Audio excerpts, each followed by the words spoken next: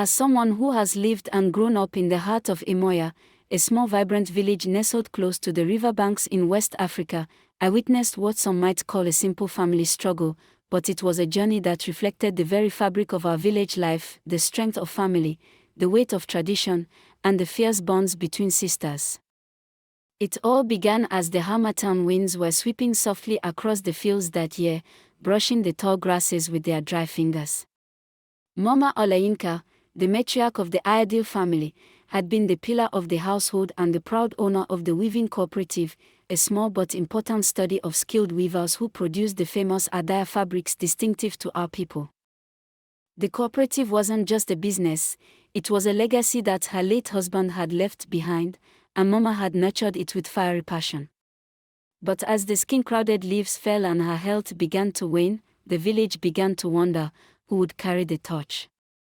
3 daughters, Abene, Yotund, and Iriti, each with different lives and dreams, came back to the village one after the other. Abene was the eldest. Stern and focused, she lived in Lagos working as a bank manager. Efficient, pragmatic, and driven, she had little time for the village's pace and often spoke about selling the family business to invest in big city ventures. "We need progress, not nostalgia," she told her sisters during a meeting under the old Iroko tree. Yotund, the middle sister, vibrant and caring, was a teacher in the local primary school. She believed in nurturing tradition but also bringing education and ways to improve their crafts through innovation. Mother worked hard, but we must adapt with the times to keep her legacy alive, she would say, her hands always weaving an invisible cloth in the air as she spoke. Iriti, the youngest, had only recently returned from university abroad. Studying environmental science, she dreamed of making the cooperative sustainable, using eco-friendly dyes and methods. Passionate but inexperienced in family politics, she found herself caught between her siblings' ideas. The tension grew palpable when Mama Olayinka's illness worsened, and the question of succession couldn't be delayed any longer. "You can't just sell the business, Abene," Yotun argued fiercely one late afternoon as the 3 sisters gathered around the fire pit near their compound. "This is more than money. This is our identity." Abene snapped back, "And what good is identity if it keeps us poor? The city offers us a future. The old ways are dying." The night grew thick with heated words, while in the corner sat Mama, frail but alert, her eyes moist yet smiling at her daughter's impassioned debate.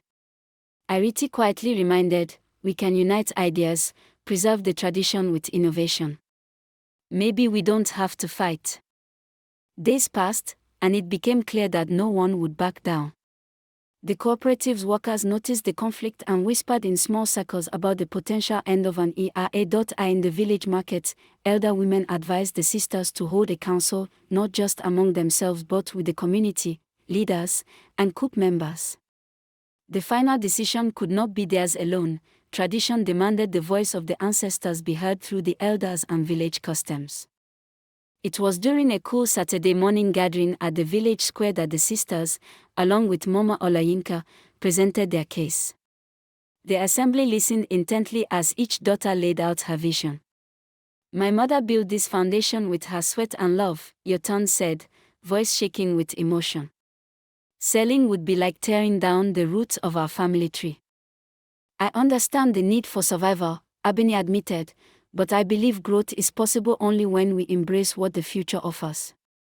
I ask for a chance to prove that sustainability and respect for our land can also be profitable," Iriti shared, her eyes shining with hope. The village elder, Boba Tund, a wise man with decades of leadership, rose to speak. His voice carried weight. "Boba Tund, this family's story mirrors that of our village, caught between the old and the new. It is a difficult path, but unity must prevail. You 3 must learn to listen and weave your visions together like the strands of a cloth, so strong and beautiful no one can tear it apart." The sisters nodded, the wisdom settling in their hearts. They agreed to combine their plans. Abene would handle finance and urban expansion, Yotun would engage the community and improve craft training, while Iriti would lead environmental practices. Days turned into weeks, and with sweat, patience, and laughter, the cooperative blossomed. They held workshops, introduced new designs, improved dyeing techniques, and even started exporting their fabrics to the city market. One evening, as the sun set casting golden light across the fields, the three sisters sat outside their family home. Mama Olayinka, though still weak, joined them, her frail hands held theirs tightly. "You have all made me proud," she whispered through a smile. "Together is how we survive and thrive. Remember, the cloth is nothing without the threads that hold it." Their story became a lesson whispered among villagers about family, tradition, compromise, and the resilient spirit of Emoya, where even the winds carry tales of hope. This, dear listener, is how the three sisters of Emoya taught us that sometimes the hardest journeys bring the strongest bonds, and that real family is forged through love, stubbornness, and a shared dream of a better tomorrow.